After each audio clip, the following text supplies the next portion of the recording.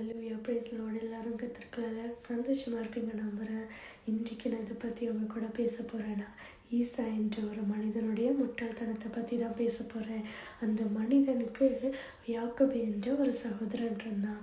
அந்த யாக்கோபு ஒரு பாத்திரம் நிறைய கூழு காய்ச்சி அந்த சகோதரனாகிய ஈசாவுக்கு கொடுக்குறான். அந்த ஈசாக்கு அதை வாங்கி குடிக்கிறான். அது குடிக்கிறது வரைக்கும் அவனுக்கு தெரியல, நம்மளுடைய சகோதரனாகிய யாக்கோபால் நம்ம வஞ்சிக்கப்படுறோம் என்று. அந்த கூழை குடிச்சு முடிச்சதுக்கப்புறம் தான் அவனுக்கு தெரியவே வருது, நம்ம வஞ்சிக்கப்பட்டு விட்டோம் என்று. அந்த கூழை குடித்ததுனால அவனுடைய ஆசீர்வாதங்கள் எல்லாவற்றையும் ஈசாக்கு இழந்து போகிறான்.